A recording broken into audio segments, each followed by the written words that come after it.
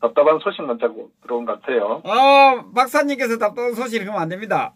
하여튼 희망을 주셔야 됩니다. 예, 논평 부탁드리겠습니다. 우선 제가 오늘 뉴스 보니까 예산만 여야 소위 민주당 더불당하고 자한당하고 합의해서 예. 아마 그대로 확정을 하는 것 같은데요. 예. 사실은 굉장히 심각한 문제죠. 이 경제 관련한 문제인데 예. 아시다시피 지금 현재 경제가 완전히 처참하게 파탄 상태로 가고 있잖아요. 중요한 것은 또 내년도 2019년도 경제 상황이 금년보다도 훨씬 더 암울하게 지금 예측되거든요. 예. 아시다시피 무디스에서도 금년도에 2.5% 성장을 지금 예상하고 내년도는 2.3%를 예측할 정도로 사실 점점 더 어려워지는데 그건 국내적으로 상황 자체가 굉장히 지금 어려워지고 있다. 이제 그게 지금 이 전문 기관의 어떤 예측 판단인데. 예. 자, 그리고 우리가 쉽게 보면 그거예요. 한 가정을 우리가 두고 봤을 때 수입이 만약에 일정하다 만약에 소득이 만약에 한 가정 500만 원 가정 하자 말이에요. 예. 500만. 그러면 500만 원 가지고 가정에 이제 주부나 어떤 학생들이 있으면 그걸 예산 배분해서 아주 재축도 하고 등등 이렇게 학원도 보내고 이게 쓸 거 아닙니까? 예. 자, 그러면 근데 만약에 수익이 500인데 그게 만약에 한 300으로 만약에 줄어들어요. 예를 들어서. 예. 줄어드는 이제 부분은. 그럼 300에 맞춰서 해야 될 거 아닙니까? 예. 그럼 모든 가정의 주부는 거기에 맞춰서 어떤 불급한 어떤 비용을 제외하고는 굉장히 이제 신경 써서 소위 말 살림을 살아야 된단 말이에요. 예. 그거 상식 아닌가요? 예, 그렇죠. 예. 자, 그러면 말씀드렸다시피 지금 금년도, 작년도 마찬가지, 금년도 마찬가지, 내년도 점점 갈수록 경제가 이제 악화되고 있는 상황에 결국 경제가 악화되면 세수, 소위 말해서 어떤 정부에서, 세금을 걷어들이는 부분이 점점 힘들어질 거 아니에요. 예. 소위 말해 정부의 수입이 감소한다면 세수가 감소한단 말이에요. 예. 그러면 세수는 감소하는데 지출 비용 자체를 어떻게 해야 됩니까? 상식적 같으면은. 줄여야 되겠죠. 예. 상식 아닙니까? 예. 그러면 소위 보수 야당을 표방한다는 자유한국당 같은 경우, 특히 보수라는 개념은 뭐냐면요. 우리가 통상적으로 어떤 추구하는 가치가 이 경제 분야에서는 간단해요. 이게 어떤 자율이라는 작은 정부를 지향해야 된다고요. 예. 보수 작은 정부를 지향해야 돼. 그 다음에 통상적 경제 감세 정책을 추구한다고요. 예. 네, 개개인 국민들이 잘 살도록 하기 위해서 최대한 정부 운영을 적게 운영하고 세금도 적게 걷어들이고 그 다음에 자유를 최대한 보장해서 민간에서 모든 생산성이나 기업 경영이 활성화되도록끔 하는 거예요. 예. 그래서 기본적으로 정부는 최소한의 간섭을 하는 게 통상적으로 이 보수우파 정권의 핵심 가치라고요. 예. 자, 그러면 소위 이 더불어공산당 같은 경우는 제가 공산당의 표현을 쓰지만 하는 행태 자체가 거의 2017년도, 2018년도에 경제 정책 자체가 반자본주의, 소위 사회주의 정책을 쭉 추구해 왔잖아요. 예. 그건 누구나 다 알고 있지 않습니까? 그 결과 세계 경제, 소위 일본과 미국은 경제적 호황임에도 불구하고 대한민국만 경제적인 상당히 침몰을 하고 있는 상황 아닙니까? 이것은 바로 경제 정책에 기인했다고 봐야죠. 그것이 우리가 항상 너무나 잘 알고 있는 소득주도 성장론이나 소위 말해서 허구였던 정책. 그것이 바로 최저시급제 급속히 29% 올리고 그 다음에 어떤 중소 벤처기업들이 어떤 비전을 할 수 있는 그런 52시간이라는 중소 제조업의 어떤 현실 환경을 완전히 도외시한 소위 민주노총의 어떤 그런 말도 안 되는 그런 입김에 의해서 이런 반자본주의 정책을 도입한 이 정책 결과란 말이에요. 자, 그로 인해 가지고 현재 경제가 지금 급속도로 추락하고 있는 상황인데 그러면 세수를 어떻게 걷어들일 겁니까? 그럼 말씀드렸다시피 우리가 쉽게 얘기하면은 소득이 줄어드는데 500에서 300만 원 줄어드는데 소비가 계속 지출되면 어떻게 빚을 내야 되겠죠. 예. 그럼 그게 정상적인 가정 살림이라고 볼 수 있겠습니까? 그러면 소위 보수 야당이라고 하는 이 정당이 기본적으로 야당의 책무가 뭐냐면은 이 통상적으로 여당은 그 평창 예산을 해가지고 선심성 공략을 통상적으로 해온다고요. 일반적으로. 그래서 야당 거기에 대해서 이 철저한 어떤 그 세수에 대한 어떤 이 감소에 대한 부분을 따지고 또 이 예산을 또 이 삭감을 시키고 하는 게 그게 통상 야당의 그게 임무거든요. 예. 근데 더더구나 보수 우파 정당을 표방한다는 정당이 그동안 470조란 슈퍼 예산을 편성했단 말이에요. 그러면 그 돈은 어디서 나오는 거예요? 또 그 돈을 어디에 쓸 거냐? 이걸 따져봐야 되지 않아요? 그러면 저 좌파들 같은 게 뻔하지 않습니까? 내년도에요. 이 470조 예산 중에서 예. 복지 노동 부분이 162조예요. 162조. 총 예산이 35%라고요.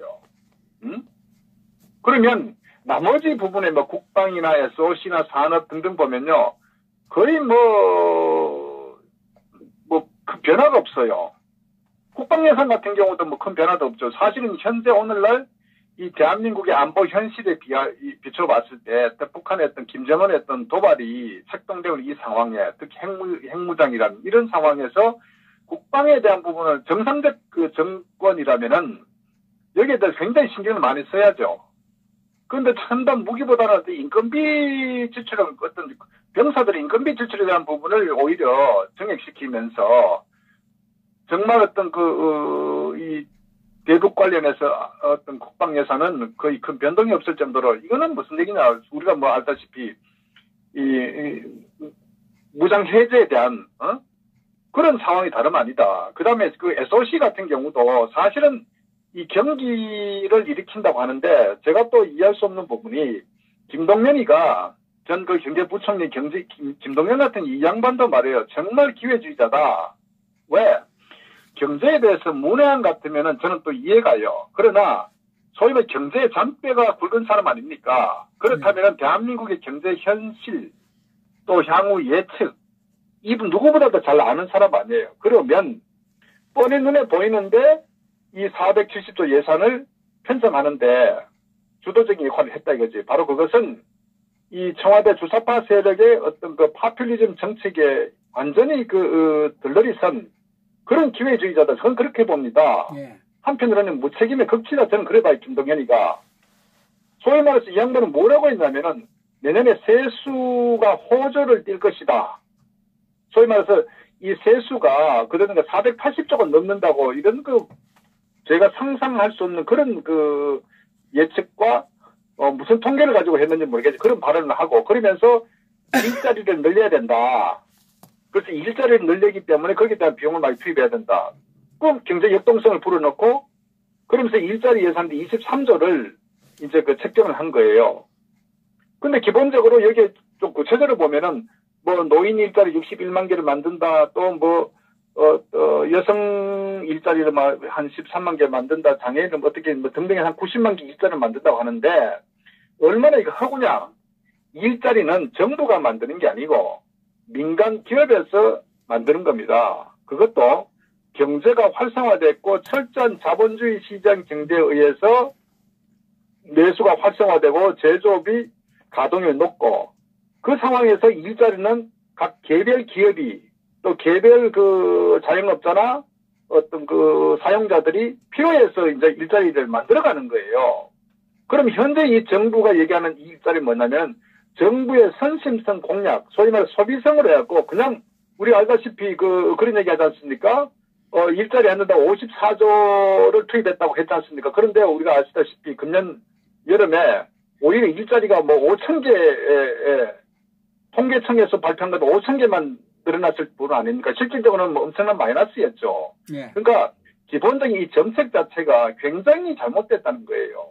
그러니까 철저하게 뭐냐면은 제가 안타까운 거는 경제 정책의 잘못으로 인해서 소위 반자본주의 경제 정책으로 인해서 대한민국 경제가 몰락한 여기에 원인이 있는데 그거를 정부의 예산을 가지고 투입해서 일자리 창출하겠다는 그러니까 근본적으로 원인도 잘못됐고 처방도 잘못됐단 말이에요. 그런데 거기에다가 돈만 엄청나게 쏟아 부어가지고 하겠다는 이런 발상 자체가 과연 이 경제부총리라는 사람의 사고에서 저는 어떤 나왔다는 자체가 저는 굉장히 이해할 수가 없는 거예요. 이미 지난 2년간 이 평가를 받았잖아요. 그래서 본인도 결국은 경질된 거 아닙니까? 소위 말해서. 장하성이도 큰 소리 뻥뻥 치고 소득주도 성장을 해서 경제를 활성화시키긴 했지만은 결국은 참혹하게 끝났잖아요.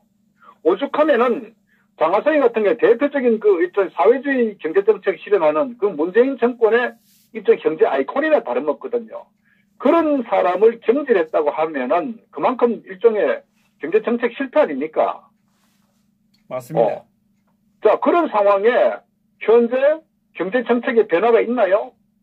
홍남기하고 김수현 저 좌파들이 와가지고 홍남기는 더더욱 기회주의자죠. 정말 홍남기라는 사람 아시다시피 지난번 박 대통령 재판할 때 청와대 캐비넷 문건에 대한 유출자로 지목된 사람 아닙니까? 예. 이런 철저한 좌파 정권에 부역하는 이런 기회주의자가 경제부총리를 지금 다시 맡고 있다. 그리고 뻔히 알면서도 경제정책에 대한 거는 전혀 변동이 없다. 김수현은 마찬가지. 그렇다면은 지난 2년간 실패한 경제정책을 계속 밀어붙이니까 내년은 뻔한 거 아닙니까? 더 지금보다도 악화될 상황이니까. 그렇다면은 결국 그러면 세금 어디서 걷어들입니까? 있잖아요. 항상 예? 세금 걷어들일 때 있잖아요. 어떻게 걷어들입니까?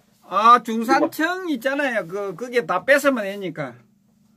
자, 그러니까 결국은 무슨 얘기냐면은 뻔히 경제 ABC를 아는 사람 같으면은 뻔히 보인단 말이에요. 그러니까 결국은 이들이 지금 어떤 내년도 초예산 팽창하는 이 470조 중에서 말씀드렸다시피 복지 노동이 162조다. 소위 말해서 무상으로 퍼주고 현금으로 퍼주고 그러니까 경제는 폭망하지만 결국은 어떤 현금이나 이런 무상으로 인해서 소위 노동자 이들의 어떤 이 지지를 받기 위한 철저한 정치적인 하나의 정치 예산이다. 저는 이렇게 규정하는 거예요. 그렇다면은, 자, 저 좌파는 그렇다 치자고요. 왜냐면 어차피 우리하고는 함께 할 수 없는 세력들이니까. 그러면 이 예산에 대해서 왜 자한당은 그대로 합의해줬나 이거예요. 그러니까 이 인간들은 도저히 존재해서는 안 될 그런 집단들이라고요. 응? 있을 수가 없단 말이에요. 내년에 대한민국 경제가 폭망하는데 470조 슈퍼 예산을 합의했다는 것은 우리가 주사파의 이중대가 아니고서는 도저히 이해할 수 없는 그런 처신 아니냐. 제 얘기에 반박을 해보란 얘기입니다. 당장만 김성태가 예. 지금 월급 얼마 1,000만 원 이상 받겠죠. 만약에 내년에 취업자가 됐다, 김성태. 그럼 집에 와이프하고 애들한테 지금 쓰는 비용을 그렇게 유지할 수 있겠습니까? 안 되잖아요. 예. 그 상식 아닙니까? 자, 자기돈 아닙니까? 국민의 세금을 무슨 끌어들인다. 그럼 좌파들은 어떻게 해서 이 세금을 충당했습니까? 딱 두 가지라고요. 이 세금을 확보하기 위해서는 내수 경기가 활성화돼야 되겠죠. 거기는 기업들의 어떤 수익이 창출되고 법인세가 많이 걷어들여야 될 것이고, 또 기본적으로 어떤 부동산의 거래가 활성화되어갖고 양도소득세 등 간에 여러 가지 어떤 거래 활성화에 따른 세금이 확충이 돼야 될 것이고, 또 유류세 같은 경우도 차가 많이 굴러가면서 세금에 대한 확대돼야 할 것이고, 그 다음에 어떤 내수의 어떤 제조업, 소상의 자영업자들 장사가 잘 돼가 요즘 좀 카드로 다 하니까 세원이 노출되지 않습니까? 그러니까 이런 세원들이 충분히 이제 공개된 상태이기 때문에 활성화가 돼야 되거든요. 그래갖고 세원을 걷어들이는데 아시다시피 어느 것 하나 부동산 거래가 안 되죠. 기업들의 어떤 현재 영업이익이 마이너스로 돌아간다고요. 지금 현대자동차 같은 경우도 보시면 4분기에 영업이익률이 거의 제로 상태로 접어든다고요. 영업이익이 제로한 얘기는요, 기업에서 세금을 못 내는 거예요. 그럼 정부에서 국세청에서 세금을 기업 세금 걷어들일 수 없다고요. 그러면 이미 자영업자 같은 경우는 완전히 망한 상태에서 소위 그 임대도 안 나간 상태에서 지금 각 우리 주변에 보십시오. 뭐 식당 9시간 문 닫아가지고 저희 뭐 팔이 날리죠. 임대 가게 내놓으려고 안 나가죠. 부동산 거래 안 되죠. 개개인 부채는 전부 부동산 이제 이자율이 올렸으니까 이자율 감당이 어렵죠. 직원들 같은 경우 이제 내년 제조업들 점점 이제 실업자가 늘어나죠. 지금 돈을 어디서 걷어낼 겁니까? 그러면 딱 두 가지 아니겠어요? 세금률을 인상한단 말이에요. 세금을 인상해갖고 어쨌거나 이 완전히 거의 가진 사람에게는 완전히 강도처럼 이렇게 하겠죠. 그 다음 두 번째, 국가의 부채를 발행하겠죠. 그 부채 발행하면은 결국 국가의 어떤 재정, 상태가 안 좋아지니까, 재정 상태가 안 좋아지니까, 결국 국가 신용도도 추락할 수가 있고, 그것이 나중에 누가 갚습니까? 결국 국민 세금 갖고 우리 후대들이 갚아야 될 빚이라고요.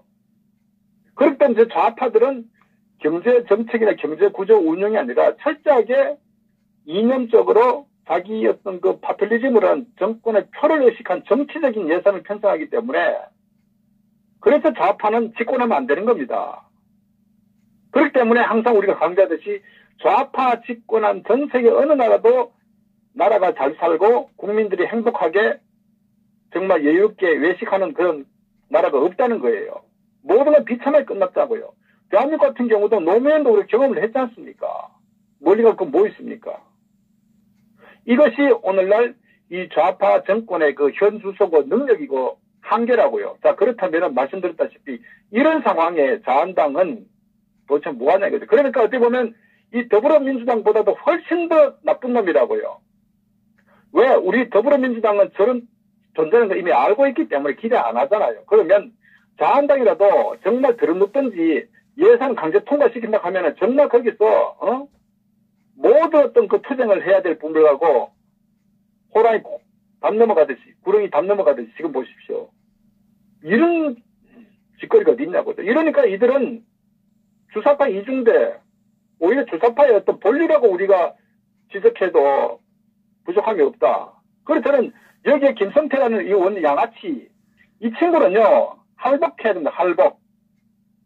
대한민국을 망가뜨린 가장 원흉령의 한 인간이다. 저는 그리 봅니다. 능력도 없고 가치관도 없고 개념도 없고 정치를 왜 하는지도 모르는 노조 하던 놈이 나와가지고 소위 보수 우파에 그러니까 이 김성태 같은 이 양아치를 뒤에서 조종하기 얼마나 좋습니까?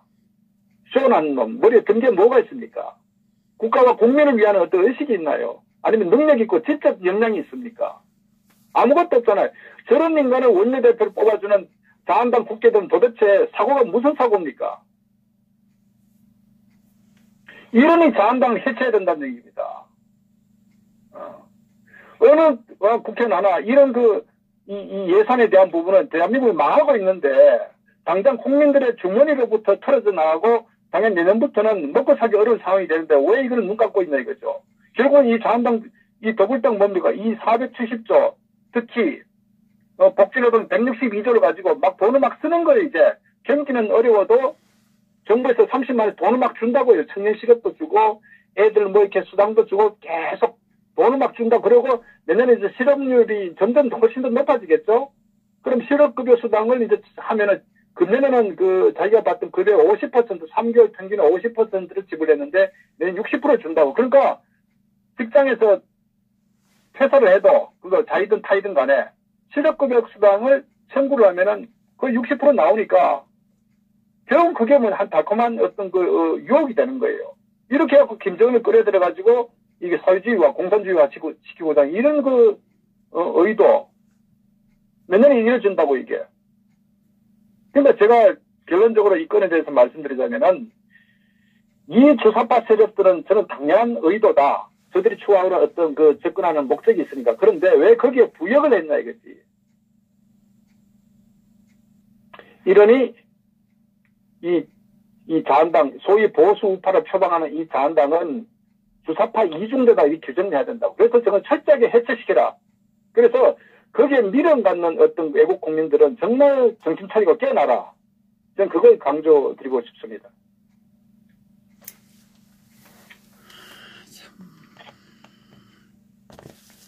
오늘 우리 박사님 이제 자한당은 오늘부터 사망했고 더불어민주당의 하부 조직으로 들어갔습니다. 자한당은 이제 이중대도 아니고 하부 조직으로 뒤에 코가 끼가지고 꼼짝달싹 못하기 때문에 하부 조직으로 들어가서 시킨 대로 하고 있는 겁니다. 자한당이요. 그렇게 생각 안 하십니까? 이 식물 정당처럼 했으면 좋겠는데 결국 국민의 해악을 끼치는 해악 정당이다. 그게 더 우려스러운 부분이죠. 그러니까 그게 참 걱정스러운 부분이죠. 어쨌거나 이런 상황을 국민들은 좀 정확히 좀 직시하시고 이 자한당에 대해서 할 수 없이 지지한다는 그런 생각은 버리시고 자한당을 해체시켜야 보수가 살아나고 대한민국이 살아난다고요. 정신이 썩은 그런 집단들에 대해서 우리가 지속적인 지지를 보내고 있기 때문에 저들이 아직도 정신 못 차리고 있다는 겁니다. 그러니까 이 자한당을 또 문제지만 자한당을 지지하는 국민들도 정신 제발 차리시길 바랍니다. 지금 그것이 부메랑이 되어서 국민들에게 어떤 고통으로 다가온다는 것을 꼭 명심하시기를 제가 부탁드립니다. 예.